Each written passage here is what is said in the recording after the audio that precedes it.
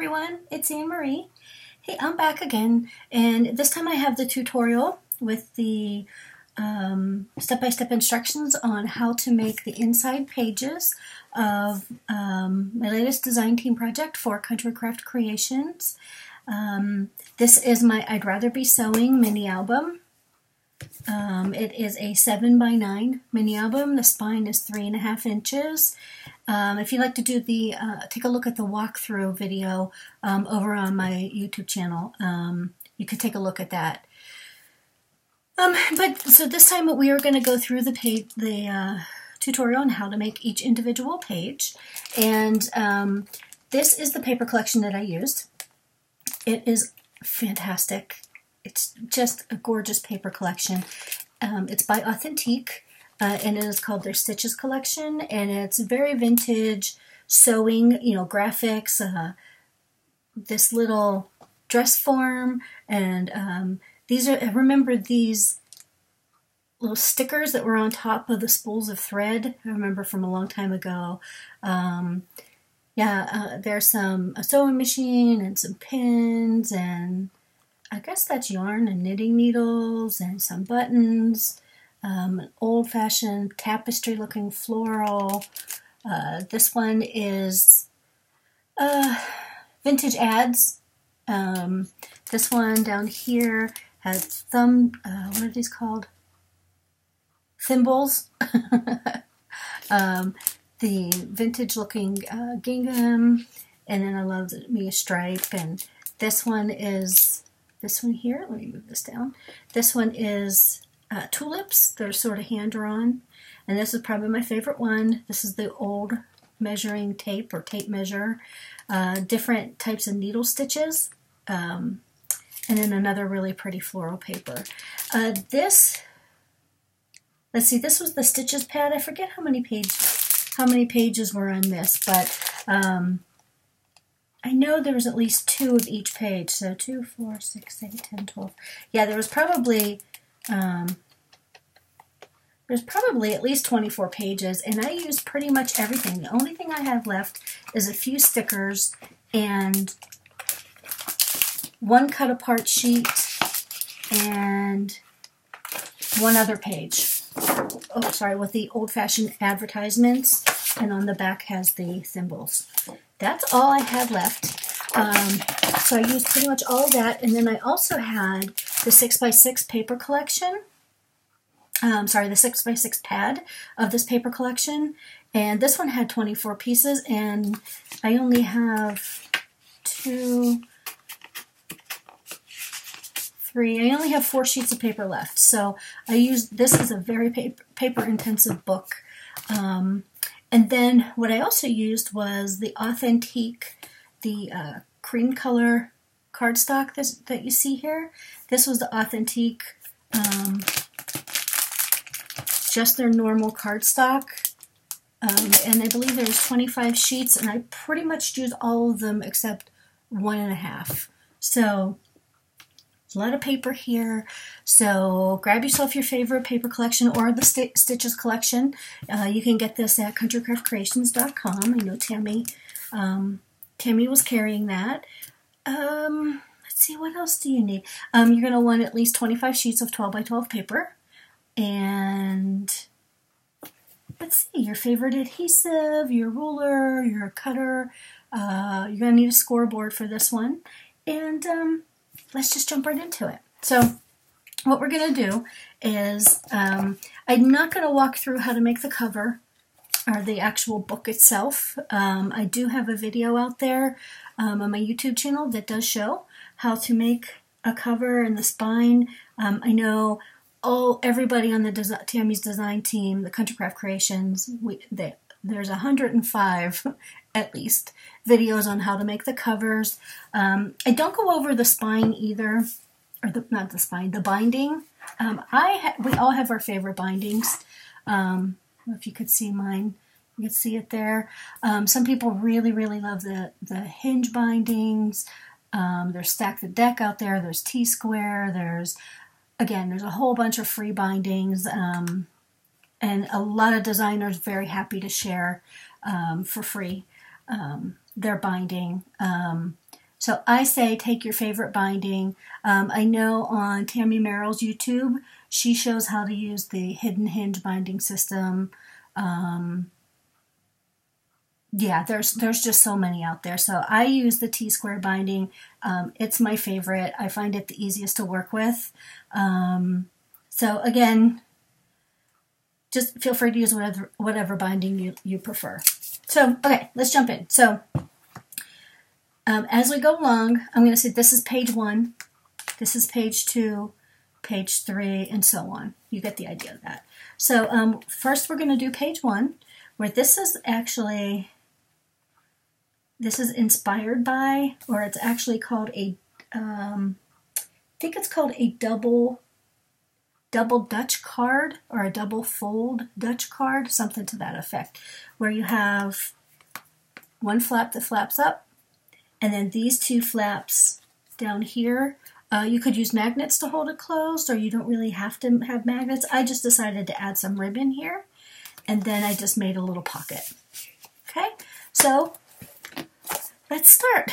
So for page 1, what you're going to need, and I will have the cutting guide posted down below, in the comments, and with all the information of everything that you'll need. So what this book is, there are 5 total pages, and they are, what are we going to call these? Sleeve type pages. So what you'll need for each page, so we'll go over this now. So you'll need to cut, of whatever your favorite color cardstock is, you'll need to cut 5 pieces at 6 inches by 9 inches. All right.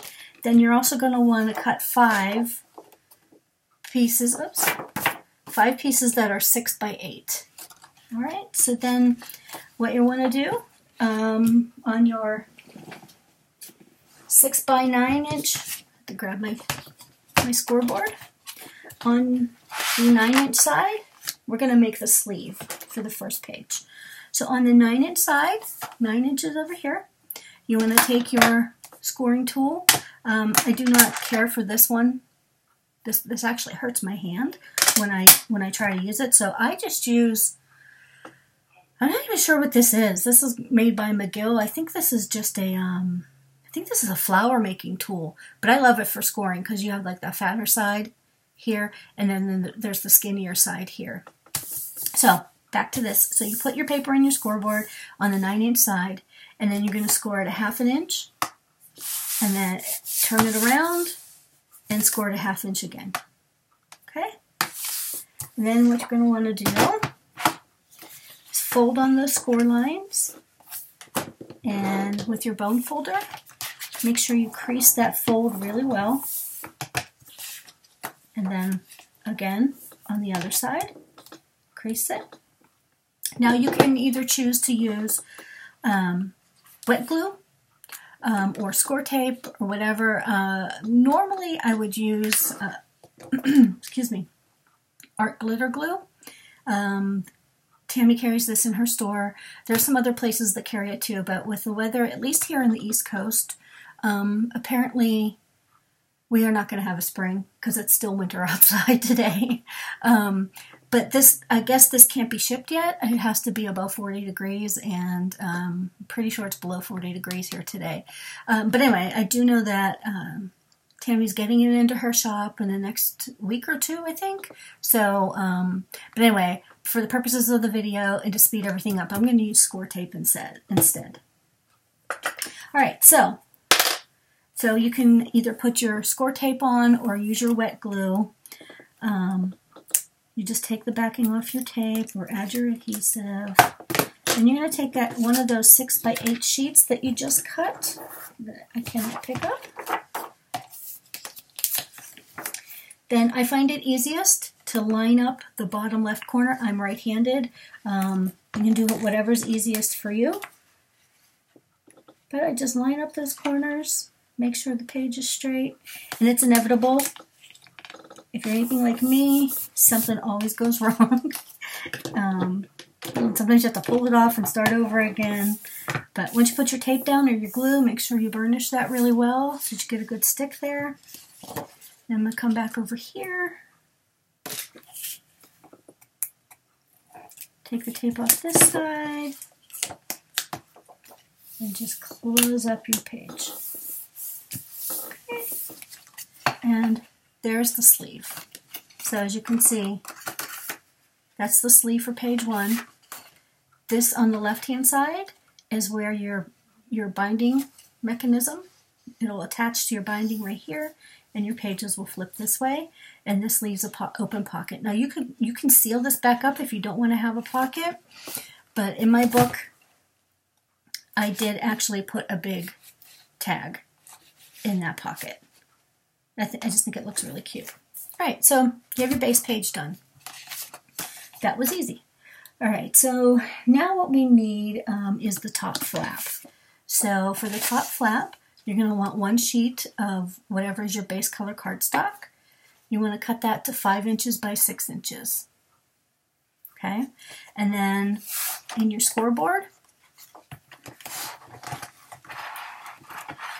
you want to lay this in your Scor Board on the 5-inch side and score it 1/2 of an inch. Okay, so then you want to fold along that score line. Okay, give it a good, excuse me, give it a good crease.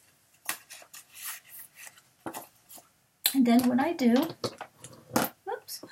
what I like to do, you don't have to by any means, you don't have to, but it just makes it easier to get rid of the bulkiness. I go in and I do what's either called tabbing the corners or mitering the corners, or just trimming off the, angling the corners. Just makes it look a little bit cleaner. All right, again with your binding side on the left. Again, you can either use wet glue or score tape. Line up, I have to turn this around because I can't see. So you line up corner to corner. Make sure the sides all line up. And just pull off your score tape with the thumb chaser. And now you have your flap. See, very easy, right? One thing I neglected to say, as I did in the original book, I used a border punch. I used this one. I think this is called, I don't know if it's antique lace or vintage lace or lace doily or doily lace, something like that from Martha Stewart. But you could use any punch. There's 1,000,002 out there. Or you could leave it, you could leave it a flat edge. Or you could use one of these We Are Memory Keepers corner chompers. And just chomp the corners. Or there are edge dies. There are so many options you have. For the purpose of this, I'm just going to keep it a plain edge. Okay, so there is your top flap. So then what we're going to want to do is add the inside. Whoop, did I not cut the inside pocket? Uh-oh. Somebody forgot the pocket. Okay, you're going to want one that is 5 by 7. And crazy me did not cut it. So let me grab real quick. 7. Okay, sorry about that. My cutter is off camera. Alright, so what you're going to want is for your pocket, you're going to want a 5 by 7. And then on the 5-inch side in your Scor Board, we're going to do score on 3 sides. So we're going to go a 1/2 inch,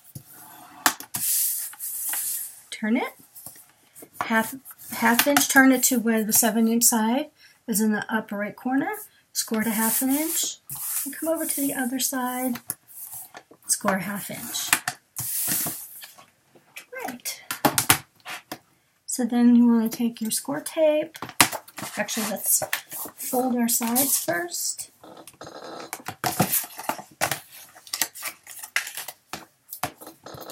Give it a good crease. All right, now we're cooking. Okay, so you want to add your score tape on the 3 sides.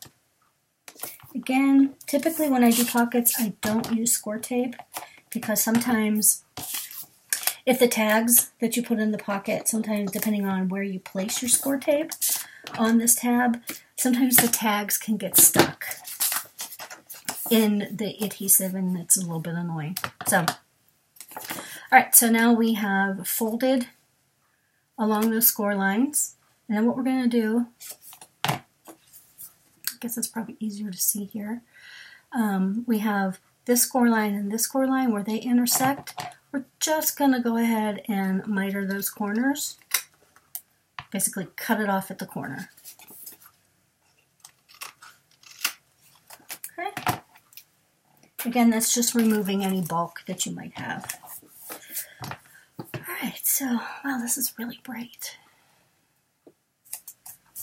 Alright, so what I like to do on my pockets is on the bottom pocket, I like to take off the adhesive or even put just a little bit of glue like that so that the side flap covers over the bottom flap.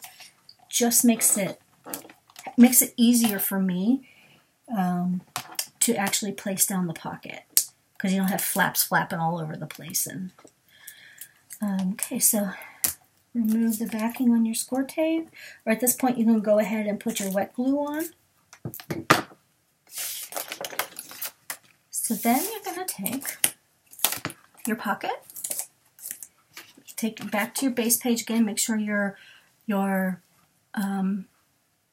binding opening is on your left, and then just go ahead, line up the bottom with the sides, try to keep it as straight as you can, and if you cut correctly, everything should just fall right into place. Give it a good burnish, give it a good crease, and there's your pocket. Okay? Alright. Got pencil marks all over everything. Alright, the next thing we need is these 2 little flaps. So they are these flaps right here. Okay, so you need 2 of those. And the dimensions on those are 3. Let me double check that. Is that 3 inches or 3.5? Nope, that's 3 inches by 4 inches. Then you're going to want to put it in your scoreboard on the 3-inch side and score 1/2 inch. And then you do the same with the second one. Okay, score it 1/2 inch. We can go ahead and tab those corners.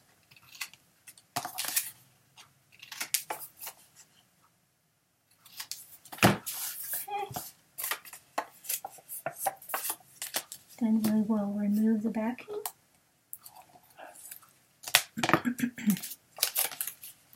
Okay, now at this point you can decide whether you want to, if you want to center your flap on your pocket, or do you want it to line up at the top or line up at the bottom. I just decided to just center it. Or actually, no. I lined mine up on the bottom. So I'll do the same here. Line up the corners. Set it down. There you go. Okay. And then we will do the same thing on the right-hand side.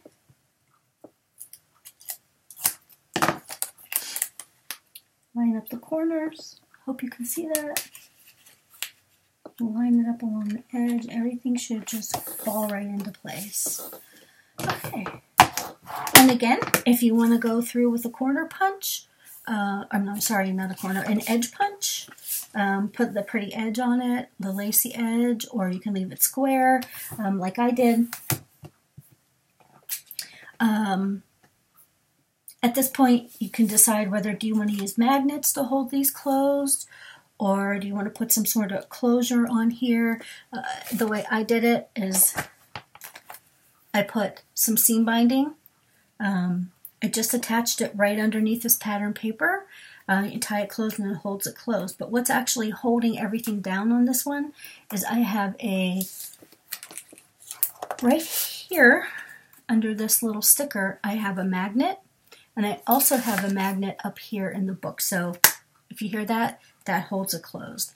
A little tip, an important tip is if you are going to use a magnet, make sure that you put your magnets down before you put down your pattern paper. It just makes it much easier. But if you forget, it's not that big a deal. What you can do is set down the magnet and then just put a sticker over it or punch out a circle, make something pretty, use a die cut to cover up the magnet. There's ways around it, but good rule of thumb is if you're going to use a magnet, put it down before you use the pattern paper.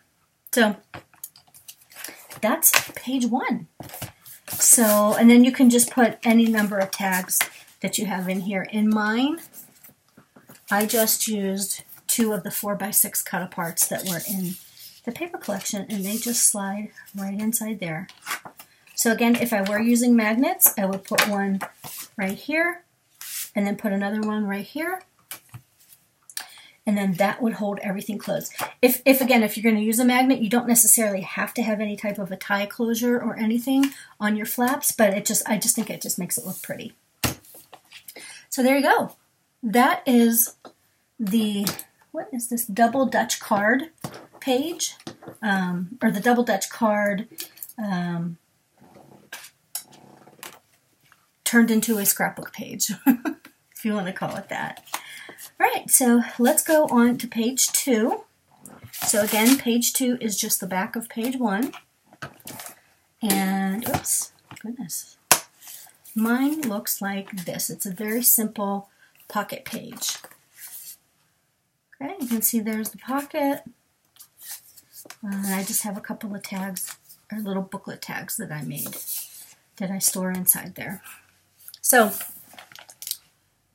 you can make the decision now. You can cover this with your pattern paper right now if you want to.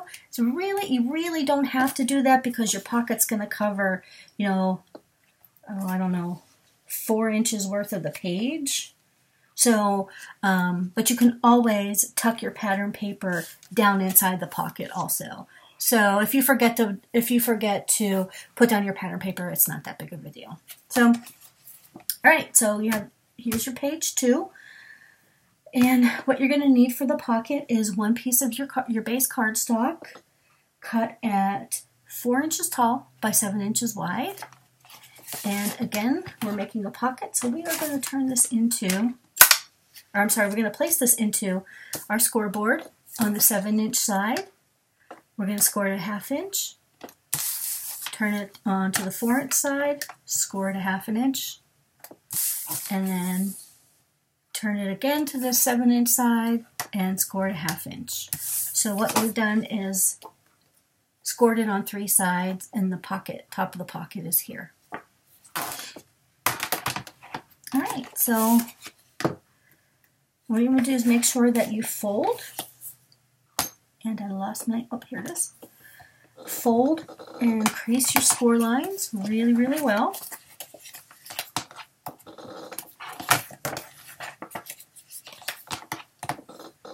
I didn't get that one. All right, let's go ahead and cut out the corners, or tab the corners, or miter the corners. Every time I do this, I call it something different, so I apologize. Okay, so I'm going to go ahead and remove the tape backing. At this point, you can go ahead and add your wet adhesive. Okay, see how that just makes it so much easier to control? I don't know where I picked that tip up, but somewhere along the line. I love it. So then, take our base page and make sure your binding system is on the left again, so that everything's facing upright. Take your 4x7 pocket, Just line up the corners. Do however it's easiest for you. Again, I find it's easiest to start lining up this little L shape, this corner here, and then just kind of letting it all fall into place. It seems to work for me. Took me a while to figure that out. I used to get things all wonky and they were crooked. And so there is your pocket. So again, there's plenty of room here for, like, these are two, this is one of the 4x6 cut-aparts. I put it on some of the cream color cardstock, and it fits in there nicely. This is one of the 3x4 cut-aparts. Again, I just made a little booklet, and there's probably room for 2 or 3 more of those without it being bulky. So there's page 1 and 2 completely done. That was quick, right? All right, so now this is where it gets fun, at least I think. Okay, so this is page number 3. This is the page I'm calling the slider card. You know, here it just looks like a flap, just a pretty pink flap, and it flaps open. And there's, you know, one of the cut-aparts I made into a little L pocket. But the fun part here is, here, you pull this tag. How cute is that? That's just so cute. And it says, so much to do, so little time. You could also, that is one of the, what is this, a 2x3 cut apart, something like that, 2x4, 2x3. You could also put a picture of whomever you're making the card for or the book for. I just think that would be really cute, or you could write your favorite sentiment in there, or a Bible verse, whatever the theme of your book is. I just think that's just adorable. And then I added these flowers here because you see how this kind of like pops up a little bit? The flowers are helping to hold it down. So, all right, let's give this one a shot. I learned how to make it, but I've never told anybody how to make it before, so it's making me a little bit nervous. All right, so this is page 3. What you're going to need, I hope I have everything here. What you're going to need is your base page. Again, this is page 3. It's a 6x9. We made our sleeve just like we did with the first one. Okay. With your binding, well, I guess at this point it doesn't matter. Your binding is on the left. And then what you also need for your card base is you'll want one piece of your coordinating cardstock. At this point, you know, you can use white like I did, or in my book I used a pink cardstock base. If you want to pick a coordinating color that goes with whatever pattern paper you're going to use, that's awesome too. You know, it's completely up to you and whatever your theme is. So you'll need one that is 5 7/8 by 12 inches. Okay, because you're going to want it to fit within that 6-inch page. Okay, and you can decide whether you want to line it up at the top, line it up at the bottom, however you want to do it. Right, so you want one. I cut mine at 5 7/8 by 12. Put it in your Scor board on the 12-inch side. Score it right in half at 6 inches. Okay, so that kind of becomes your card. This is actually, again, another card that I'm turning into a scrapbook page. If you go out on Pinterest or anywhere on YouTube, you'll see the slider card all over the place. So, okay. So we can actually set aside our base page because we're not going to need it for right now. Okay. What you're also going to want is cut yourself one piece of your cardstock at 5.5 by 5 inches. Okay. Then you're going to also want to cut for the tag a 3.5 by 5. All right. That's going to be the tag that you pull up out of the card. Okay. And then while you're cutting, go ahead and cut yourself a piece of your pattern paper at exactly, don't leave a border on these, but 3.5 by 5 to cover your tag. And then I already covered this one. This is my 5.5 by 5 inch piece of cardstock. I've covered it already with the pattern paper that I'm going to use. okay? So, then what we need to do, let's see, we are at this step here where we are going to make the cuts here. Do you see that there? We're going to make the cuts in the card so that the tag will slide, okay? So what you want to do is take your, you can set your card base aside as well. Take your piece of 5.5 by 5, and let me show you, that is going to sit on your, the 5.5 inch side going across, that's going to sit on your card base. So yeah, so your card will open this way, okay? I suppose you probably could do one that opens this way. Just depends on, I don't think you have to alter measurements or anything for that. So, okay, and what you want to do, you can set aside your card base. Take your 5.5 by 5 inch card. And then what we're going to do, I don't know if you can see that. So you see I put some marks there. I measured in 1 inch. So if you take your ruler, you measure in 1 inch and then put a dot there, okay? Then come over to the side, because this is a 5.5 inch piece of paper, you're going to want to measure in 1 inch from the right hand side. So you're going to put 1 dot at the 4.5 inch mark, okay? Then you're also going to come up, measure in 1 inch from this side, and 1 inch down from the top, and then give yourself a mark. Do the same from the left hand side. And what we're doing here is, you can see I started to cut this one already. So this is going to actually lift up. Now, I adhered the pattern paper to my white piece of cardstock just to make this a little thicker. The paper that I'm using is not the thickest. It's just I think it's just the basic cardstock that I got from Joann's. So anyway, adhering the pattern paper actually really stiffened it up a lot, so it's going to actually be easier to move the mechanism. Okay, so what I did, after I marked down 1 inch and over 1 inch on in four places, I drew a line. It's kind of hard to see. Oh, see that pencil mark right there? So I drew myself a U shape connecting those 4 little dots. Okay. So then what you want to do is take your paper cutter, or if you're talented with a craft knife and a ruler, you can do that. I'm just not the best with that, so I am going to use my cutter. I'm going to put my cutter in, line it up on that line I drew, or as best I can. Actually, I'm going to move that up to the top, make sure everything is as straight as I can get it. And then just cut from one dot to the other dot.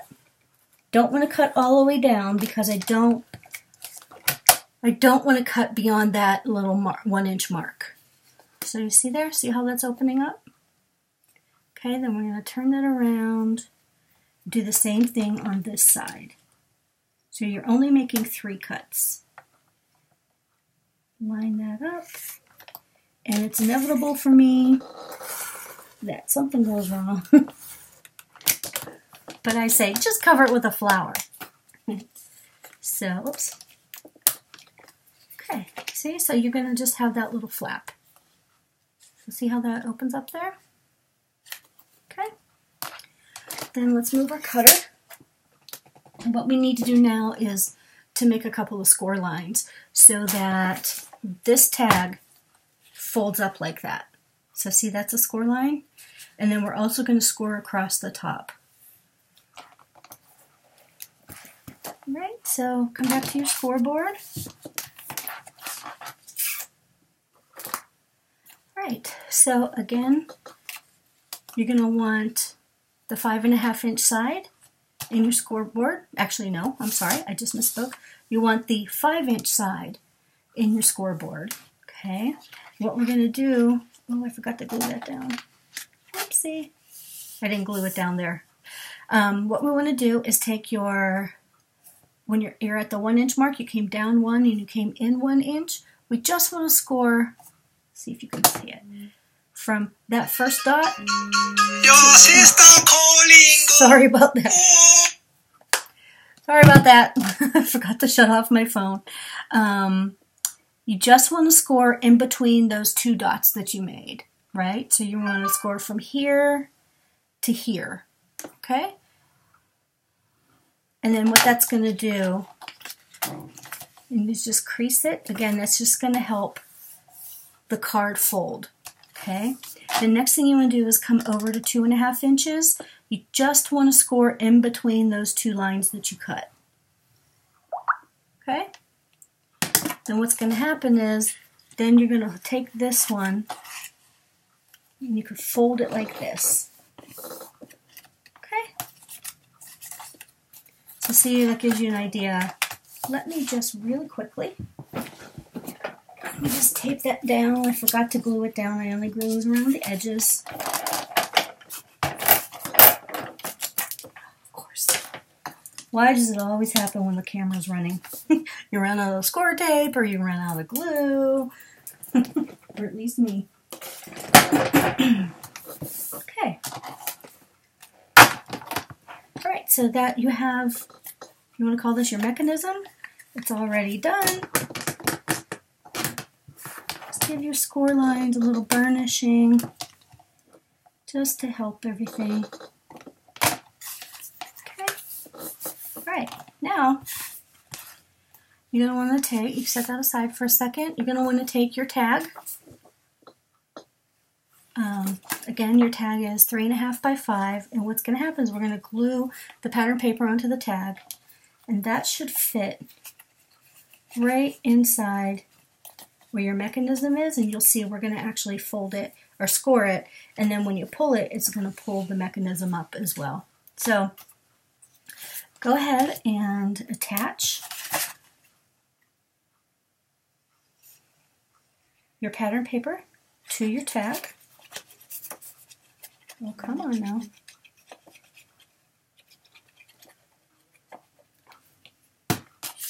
Right, line it up as best you can. Okay. Okay. Sorry if you hear voices in the background. All right, so then go ahead and put your tag in your Scor board on your 5-inch side, and just go ahead and score. You're going to have to push a little harder because you have two layers of paper, but give yourself a 1/2 inch score line. Okay, and then we're going to fold that up. All right, you fold that up. And then what I'm going to do, you don't have to do this, but what I like to do is, oops, yeah, with my angle punch. This is my We Are Memory Keepers corner chomper. It just angles it and it makes it look like a tag. Super, super easy. You don't have to try to fight to, figure it out. So see, looks like a tag. All right, so bring your slider card back, and then what we're going to do is, why does mine look a little bit big? Oops. Yes, I think I need to trim off a little hair on this one. And it looks like it's catching. So I'm just going to trim the hair off. I'm going to go ahead and re-punch that. Re-angle those. There we go. Okay. Oh, sorry, I bumped the camera. All right, so that should just fit, just so you can see. So it fits right there, and it's going to actually pull up your tag. Okay, but what we're going to do is, now you can make the decision, if you haven't put down your pattern paper yet, you can make the decision to put your Scor tape or your glue here and hide that underneath this pattern paper. But what I do, the way I do it, because I think it was the way I was taught to do it, is I take my Scor tape, which is somewhere, take some score tape, put it on this side.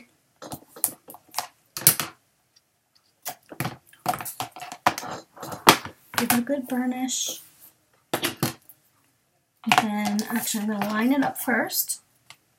Slide that underneath your mechanism. Try to line everything up.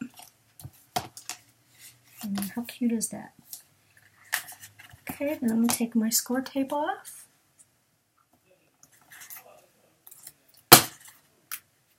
And then if everything lines up, there we go. Give it a good burnish. So, what ends up happening, you pull that. Isn't that exciting? That is just so fun to me. I love it. Absolutely love it. And then you can put a hole there and add some ribbon or ribbon and a charm or something. All right, so what we're going to want to do is attach that. This is the back side. This is not going to be seen. We're going to attach adhesive just, don't go beyond this first 1/2 inch here. Because you want the mechanism to be able to slide. You want it to be able to slide. You don't want anything, the tag getting caught in any type of a dry or a wet adhesive, so that everything slides really smoothly. Right in front of me. So I like to do the score tape, line it up along the side, because this is going to take a bit of abuse, this card. Not only for me, but for whoever I give it to, because I like to play with it. Then I'm probably just going to put one more layer on the bottom, close to the bottom. Don't want it to get close to the little window, if you will. Okay, give it a burnish.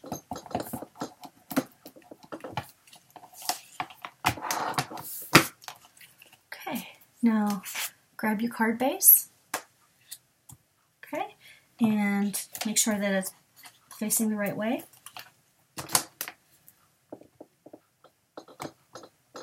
Come on now.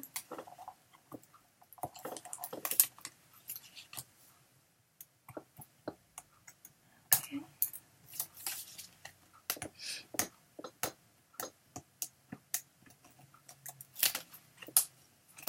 All right. Now you can decide whether you want to, like I said,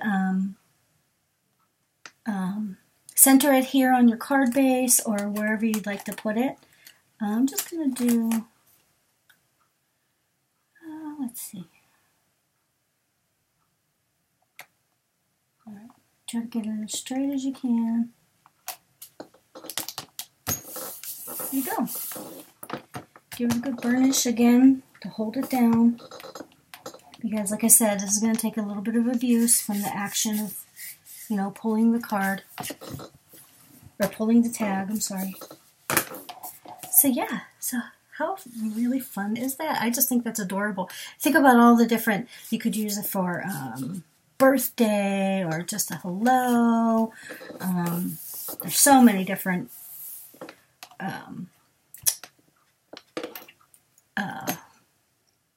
events that, or what's the word? I can't think of the word I'm thinking of.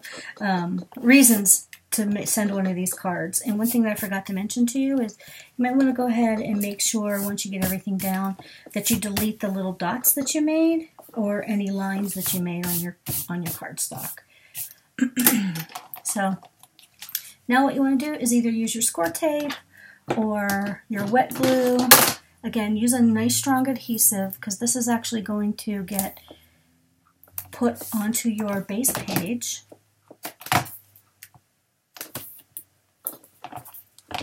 So you want something that's really going to hold it down really well. Excuse me, if you had some of those score tape sheets, those 6x6 sheets, which I know I have them somewhere, but they're just not here in my reach right now, that would be really good. But again, your wet glue, that'll work just as fine too. You just have to give it a minute to dry. Okay, good burnish. So here is your base page again, with your binding on the left. And I always make a note to say, make sure your binding's on the left, because I can't tell you how many times I've done the front of a page, decorated it, turned it over, decorated the second page, and it was upside down. I think everybody's done that either a time or two. Okay. So now, you can also use your Scor Board here to help you line everything up if you need. Use your grid marks. I'm going to go ahead and put mine right about there. And I think I want to do that because you can still lift this up and it won't affect the tag. The tag doesn't get stuck. And you can still put like a slice of or a piece of pattern paper. You can leave this here for journaling. You can, like I said, put a hole here and add some ribbon or string or something. And then you could put a little sentiment there. You can also put like flowers here, like I did, to help hold the tag down. There's many things you can do. So to me, that's just super fun. I love that it's so interactive. So that's page 3, which is the slider card. Sorry, the slider card page. All right, so we're going to turn that over and go to page 4, which is just a very simple belly band type of a page. And then what you're going to need for that, let's see, you need one piece, the band. You want one piece that is 1 3/4 by 6 inches.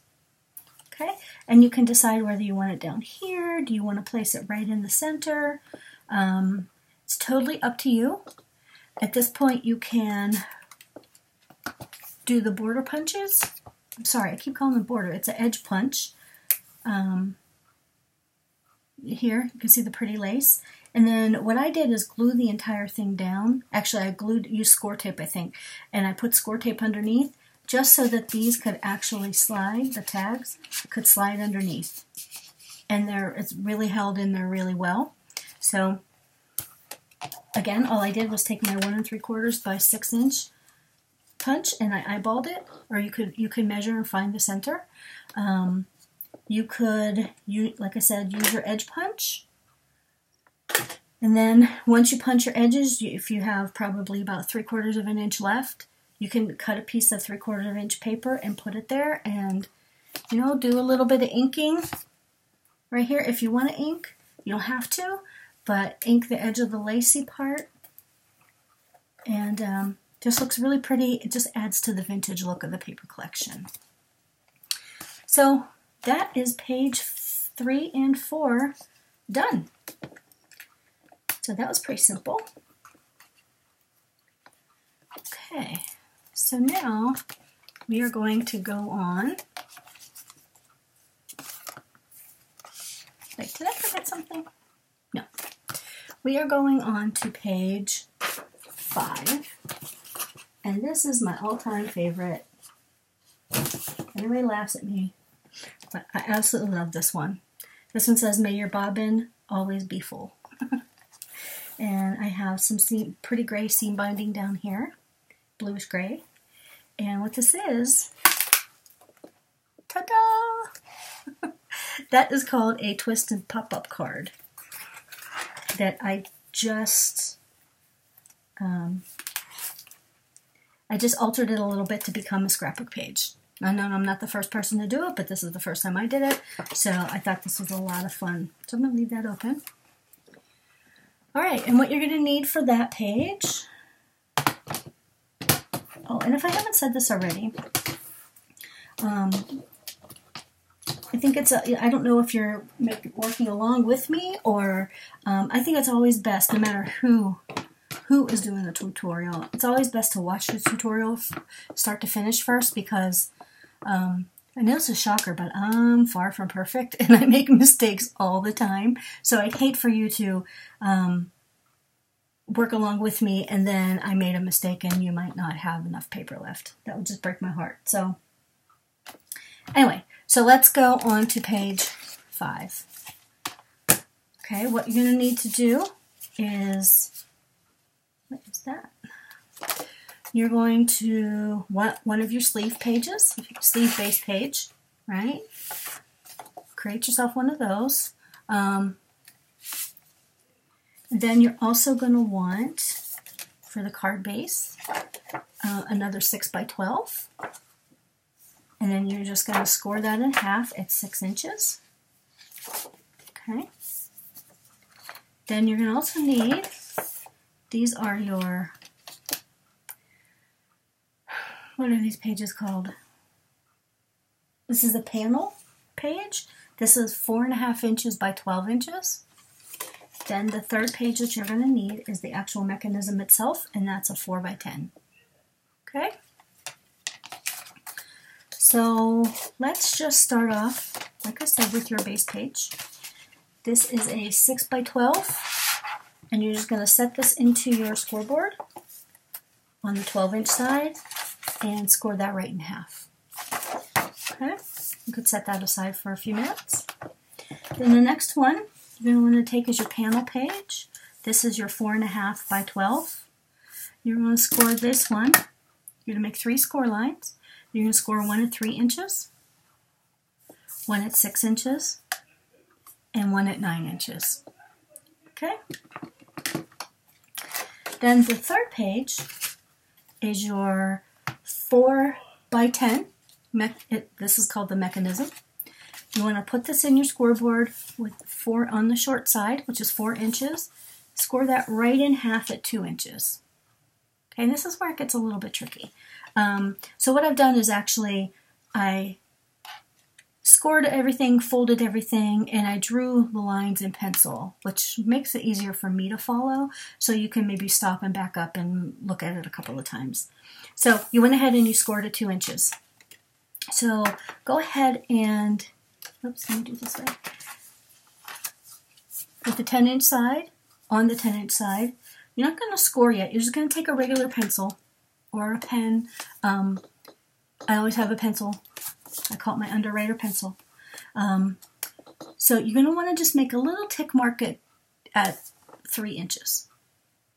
Okay, then come on over here and make another little dot at 7 inches.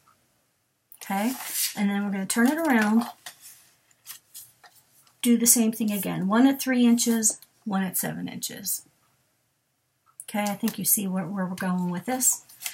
Now, so this is, it can be a little tricky. I found that it was a big help if I took a black marker and I drew a line down at the 6-inch mark on my scoreboard. I always said I wouldn't do that, but now I know why people do it. So anyway, so what you want to do, we're going to need to have a fold. See, we need that X. So we need an X to go right through the center of that 2-inch fold line.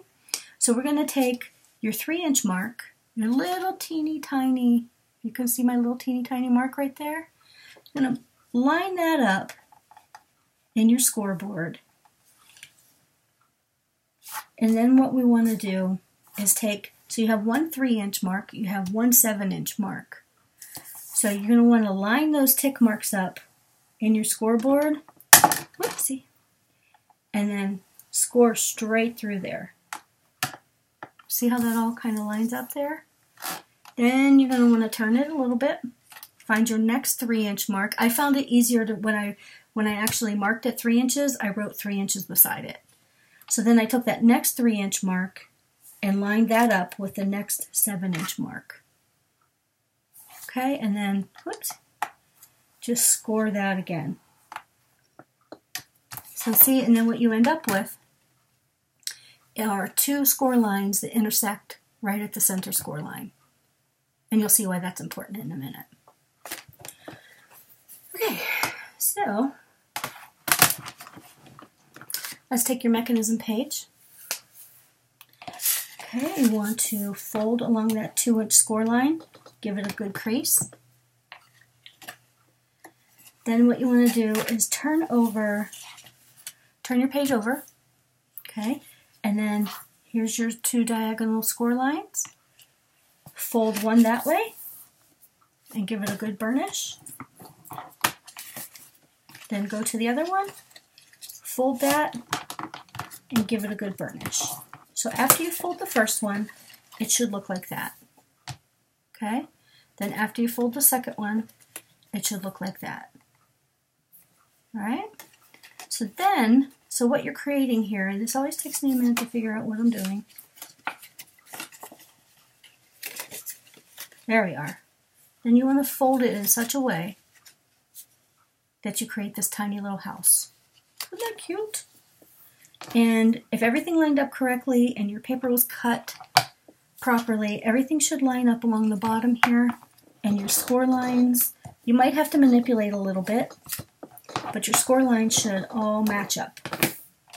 Or your folds, I'm sorry, should all match up. See, mine's off a teeny tiny little bit right there, but I'm not going to stress about it because that's not going to affect anything. Okay? So now what you want to do is go back to your card base. I'm going to set that on your surface. And then grab your ruler just to help you out. Or you can eyeball it. Oh, I already marked mine. Okay, so what you want to do is find the center of your card base. And because this is 6 inches, your center is 3. So you can see I marked it. I marked it right there at 3 inches. I hope you can see that. Let me darken that a little bit. Okay. So then what you want to do is take your little house, your little mechanism thing, and the very tip of that, you want to line that up right there on that dot. Now you want to get close to the score line, but you don't want to go over it because your card's going to close like this. You don't want anything getting caught. Now you can make the choice here if you want to use score tape, but it's a hassle to put score tape inside this little roof here. But I'm going to use wet glue because this dries really quickly. Just put enough on there. Don't go crazy, but just give yourself enough that'll hold it down. Again, if everything's straight, close that up. Give it a bit of a burnish, give it a minute to adhere. Okay. Then let's turn that over. And let's do the same thing here on this side. Apply some glue.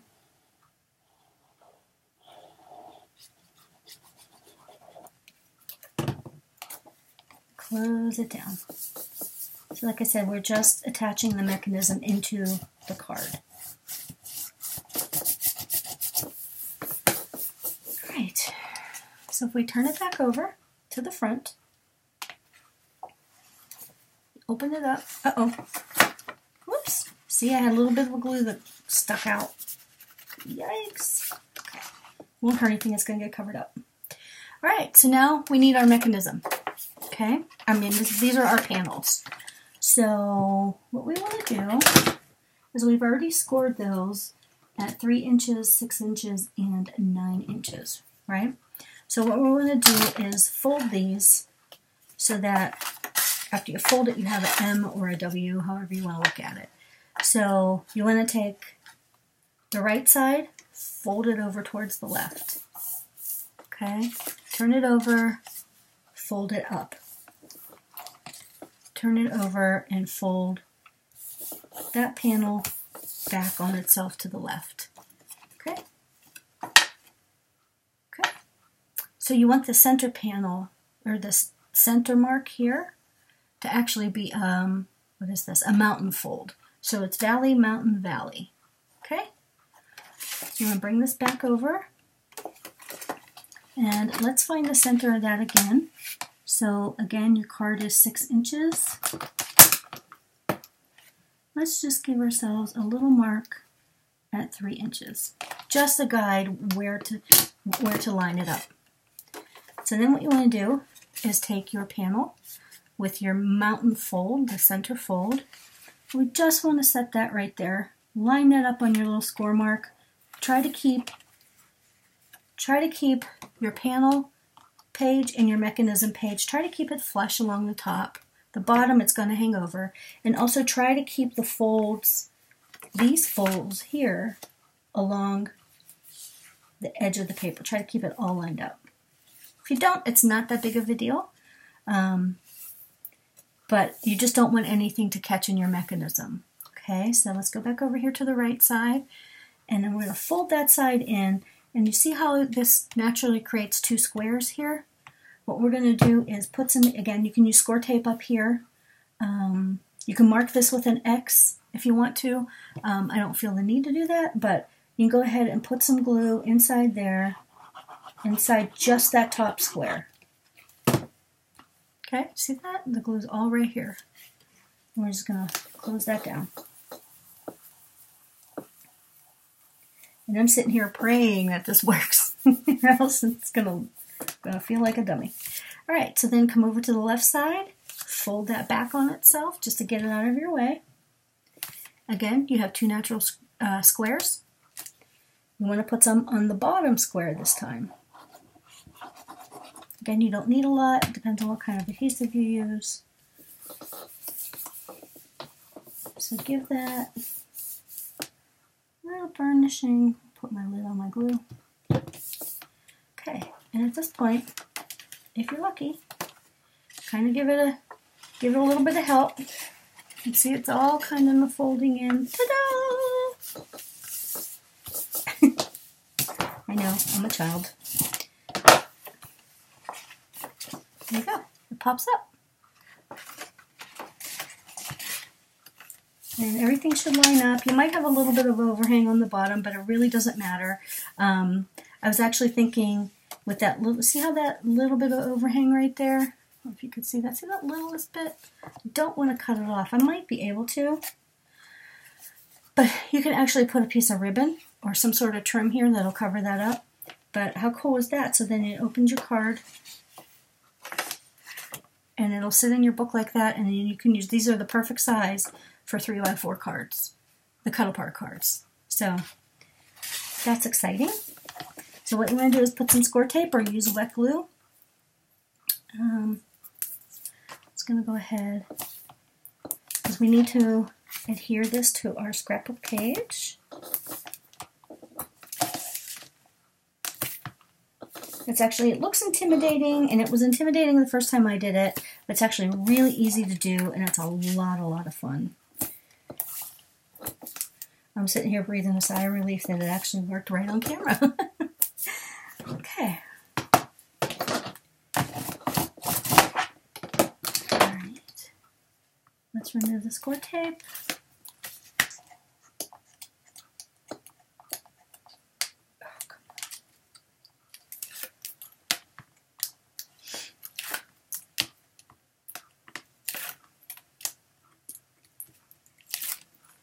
Goodness.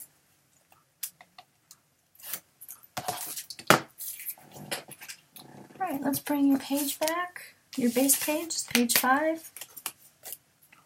Now you can decide here, again, just like before, if you want to cover this with pattern paper first.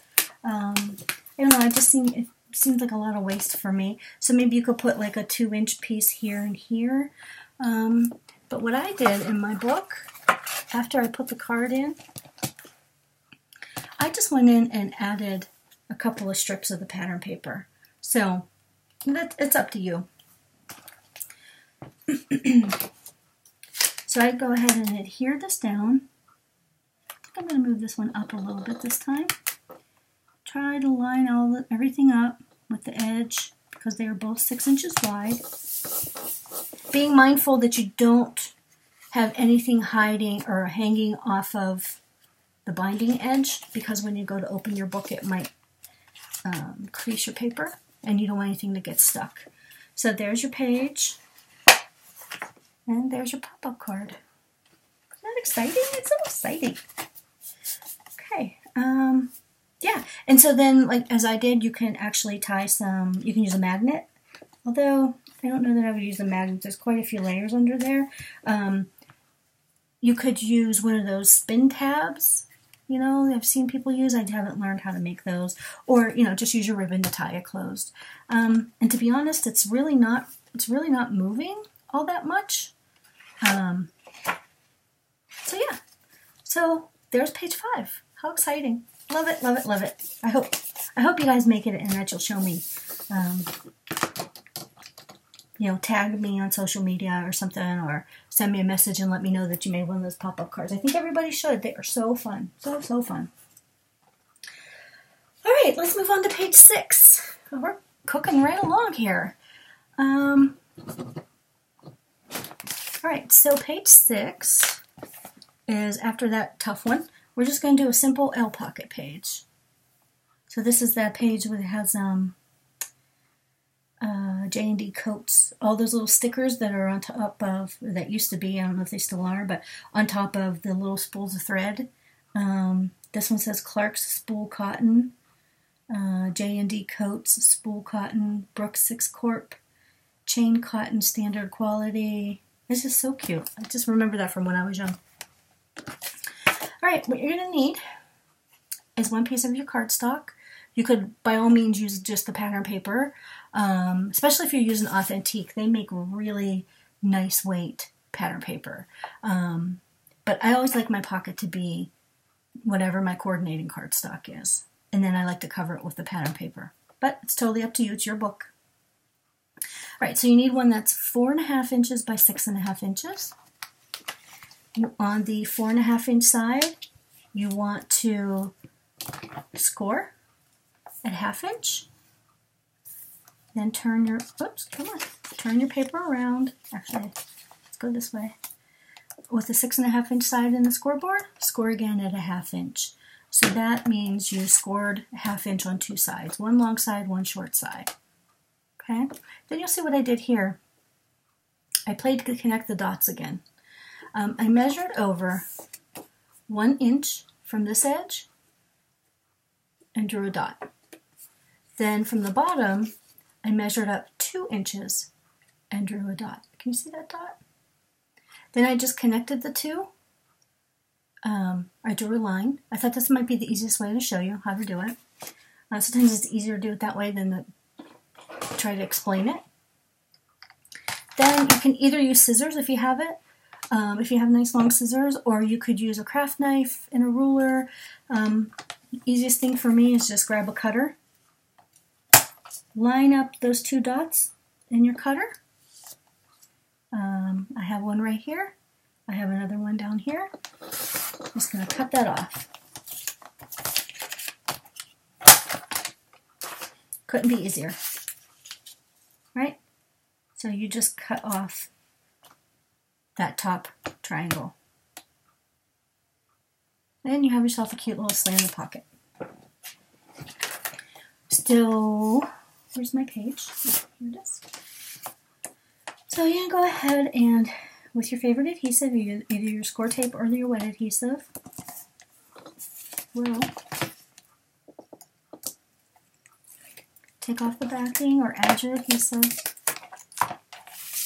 Now you can decide whether you want your pocket to face from left to right, or if you want your opening on the right, or if you want your opening on the left. Of course, you would just alter your, you would just fold your flaps the other way if you wanted your opening to be on the left. I chose the right. Again, let's just line up on the corners down here. Line up that very corner along that edge, and everything falls into place. Yikes, there's a pencil mark.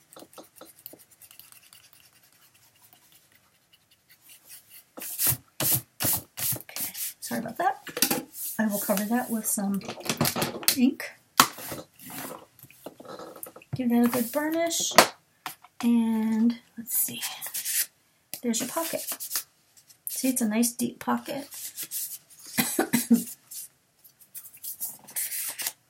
All right, and then you would just do the same thing. You would take your pattern paper and just measure here from the longest part. That should be 4 inches. Cut yourself a 4 inch by, I forgot already, 4 inches by 6 inch piece, right? Square of your pattern paper. Measure over and cut it off over 1 inch. Measure up 2 inches. And cut off on the angle, and you should be good. And that is page 6. Write that on there. This is going very quickly. All right, now page 7. It's another tough one. Grab my notes. This is a diamond fold card. And so this page 7 is just a typical belly band. I actually gave it a little bit of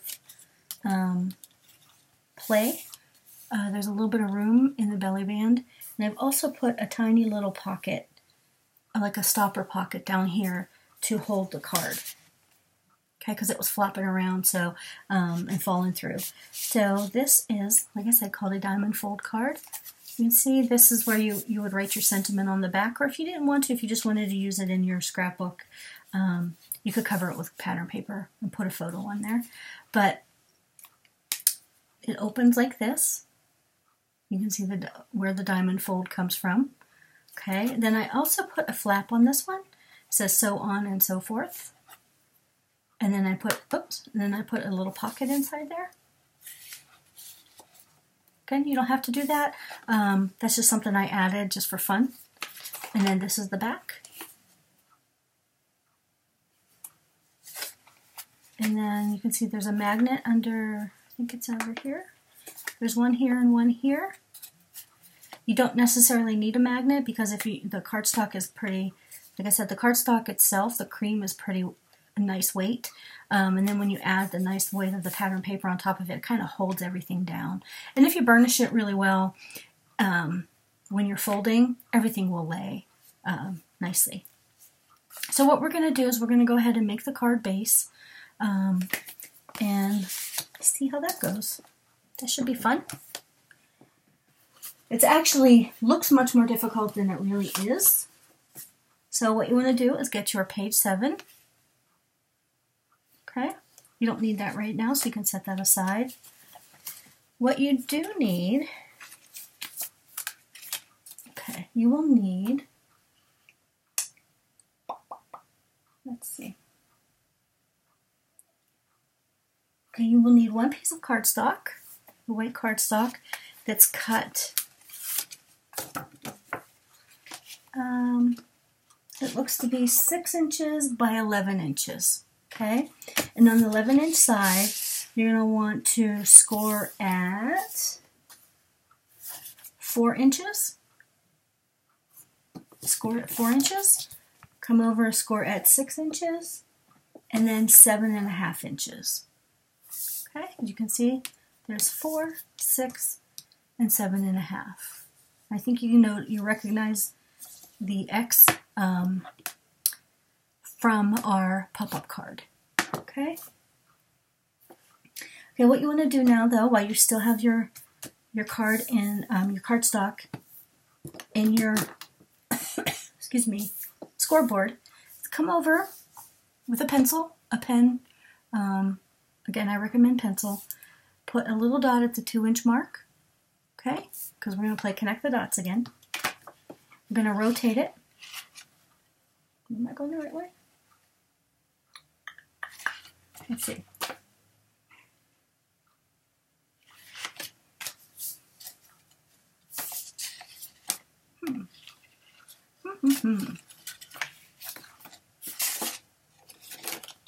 Oh, that's because I'm on the wrong side. Sorry.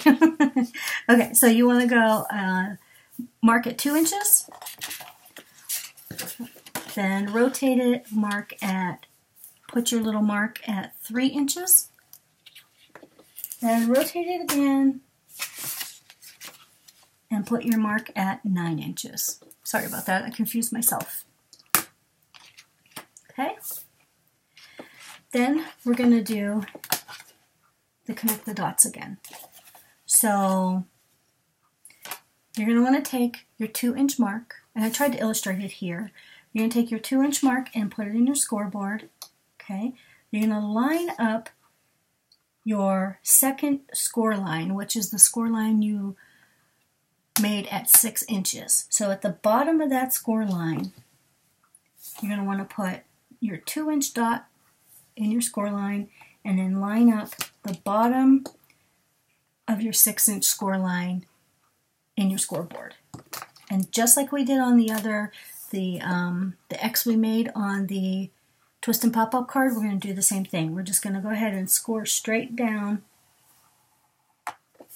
so that the score line you just made intersects with the first score line. Okay? Then we're going to do the same thing. We're going to come back over here to, that was your 2 to your 3-inch score, or your 7-inch, the dot you made at 7 inches. And we're going to line that up with the top of your 6-inch score line. Okay, I hope that makes sense. So, again, take that dot, line it up there, line your second dot on the bottom, and I tell you, it makes a lot, it helps a lot if you draw a really light mark on your scoreboard. So you can see, I hope you can see, because it just lines up beautifully. Okay? So what you see is you get that little diamond shape. Or, I'm sorry, not the diamond shape. You get the X, where the two score lines perfectly intersect at the center of the first score line. Okay? Alright, so what you want to do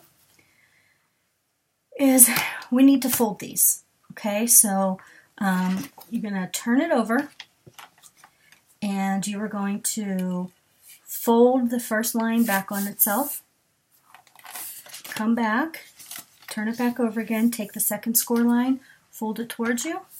The third score line, you're going to fold it away from you. Okay? And then what you're trying to do here is have, oh, did I just do that wrong? No.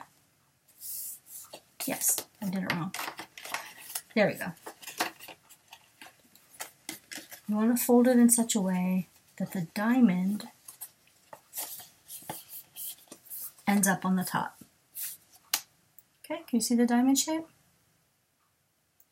And then what you're going to do is on this side, you want to make sure that you put a dot at the 3-inch mark, which you've already done, and you just want to put it in your cutter and cut from the top center to that 3-inch mark, and then from that 3-inch mark to the bottom, and you're just cutting out these two triangles, and then you're left with something that looks like this.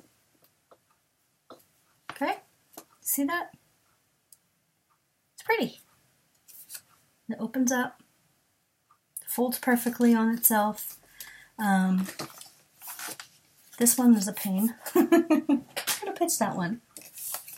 Yeah, if you haven't already, I would go ahead and erase all of your pencil marks, but they're gonna get covered with pattern paper, assuming if you made nice light little marks. If not, just cover it with ink.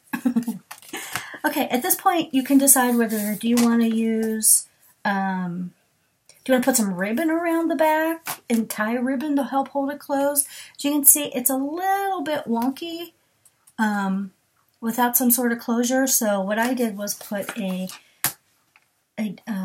magnet right there and a magnet right there.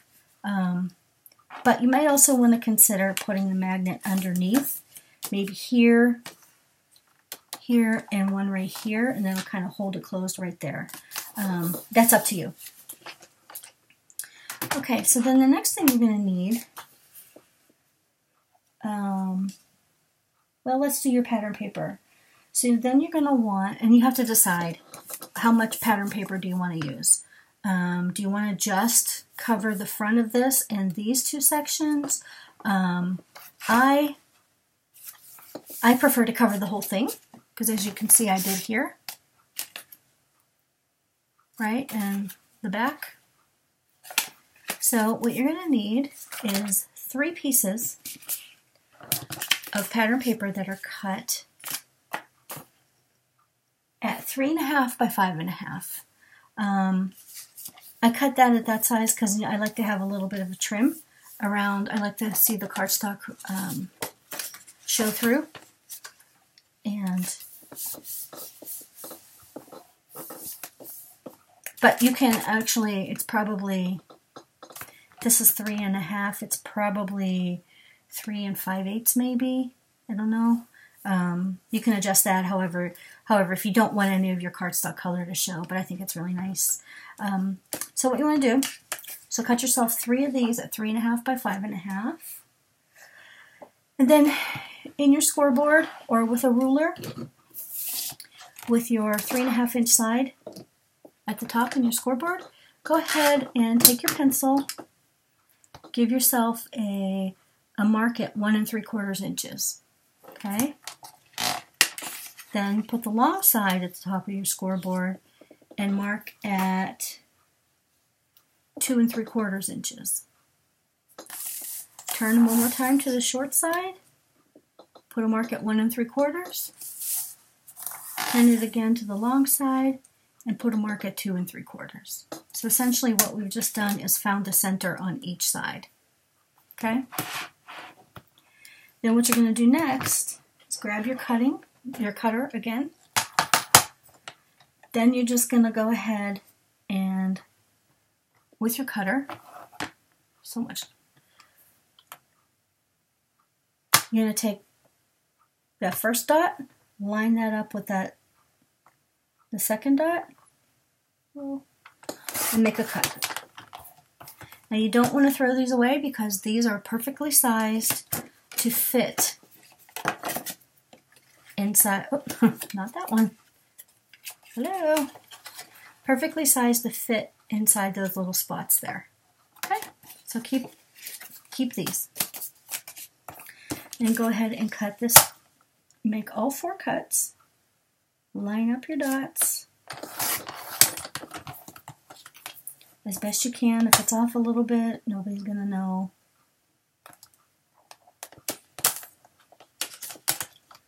Okay, there's that one. Where is my dot? Okay.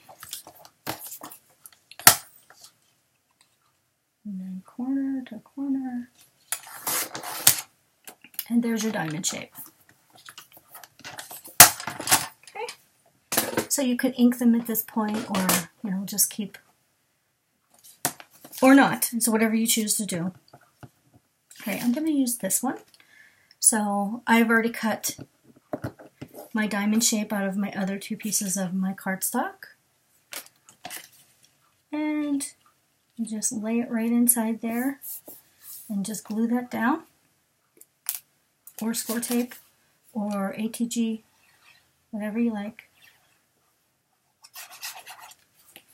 I'm out of ATG. Go ahead and center that best you can. How awesome is that? I just love that. All right, one thing I forgot to say. Going to want to take one of your diamond shapes with your cutter. Pull that out one more time. Sorry, I forgot. We're going to cut that right in half with the tip to tip. Cut it in half. Don't think about it, just do it. Okay. So then that should fit nicely right there. Oops. If it wasn't crooked. You can see that fits in there. Let's put that down.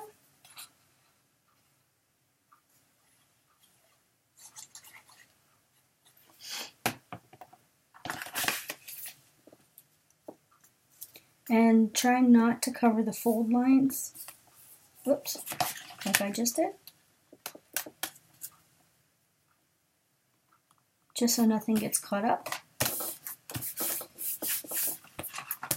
So that goes there. Oops. And the other one will go on the other side.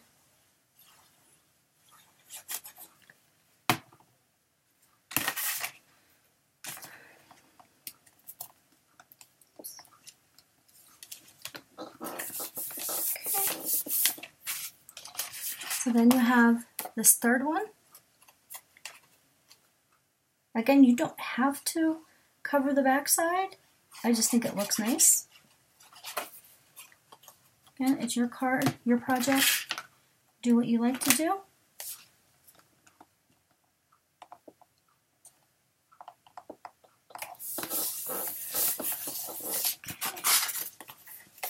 Oops. All right. So then you can actually come over here and put, whoops, one piece of pattern paper. You can cut that at 3 3/8 by 5 7/8. I did not do that, but I will go in and do that, and then put a piece of pattern paper here, and then also here. So then from all the other diamonds that I cut, I have all these triangle-y things. So I think I want to do that one.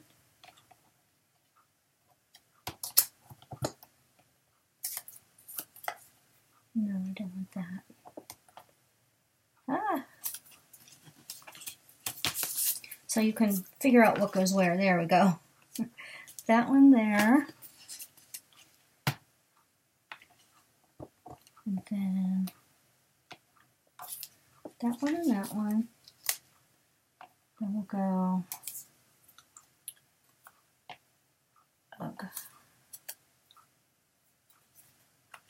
that one and that one. Okay? It's like a puzzle. Or if you don't want to do the pattern paper, you could also use solid color cardstock. You know, whatever you like. It's just so easy. Such an easy card. Makes a really big impact. And I think I've said this before, actually very recently in one of my last videos. I've never been a card maker. But it started when I went to Tammy's retreat in St. Louis. Oh, when was that? Last August. And we made some Christmas cards. It was one of our projects. And yeah, so I've been exploring them ever since. So it's Tammy's fault. She's such an enabler. But it's fun. I never thought it was fun. Alright. So you get the idea of how that goes together. And then it just all kind of folds on itself. Alright. So I will add these ones on later. Let's add the belly band to our page. Alright, so for the belly band, you're going to want a 2" by 7" piece of cardstock that you're going to score at a 1/2 inch on each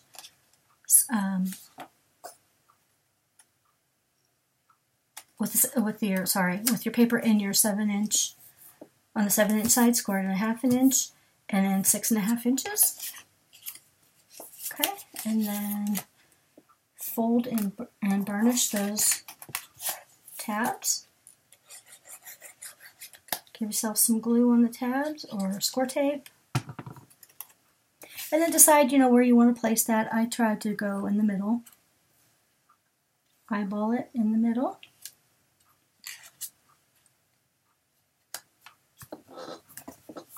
Oops, got a little bit of anything going on. So instant belly band, right? Then what you can do is take a piece of your pattern paper, since this is 2 inches, maybe give yourself 1 3/4 inches and put a piece of pattern paper there. Then I've also created the little stopper page, which is, if you see, you put your card in, even though it has a little bit of dimension, it still wants to slide out, right? So at this point you could use a chipboard element and just leave it without any adhesive on it so that the card falls straight through or slides straight behind it. But I just went ahead and decided to just do a quick little pocket.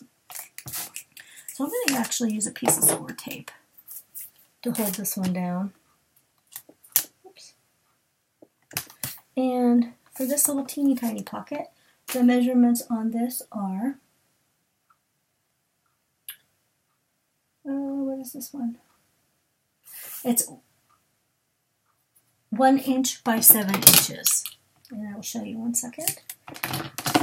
This is 1 inch by 7 inches. Put it in my scoreboard and score it at a 1/2 inch. Okay?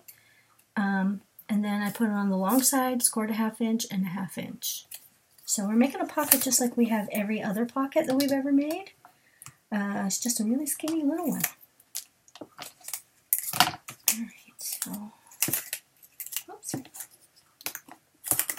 Fold that over. Give that a little adhesive. Oops.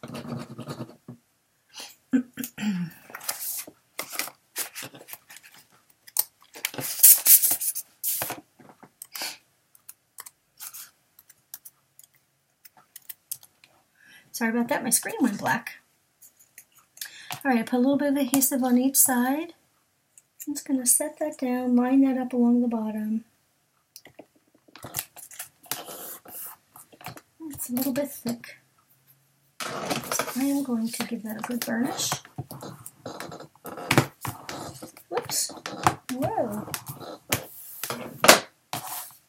Okay, then you can go ahead and take a pattern piece of paper, about a 1/2 inch or maybe 3/8 of an inch by 7 inches, and kind of jazz that up a little bit.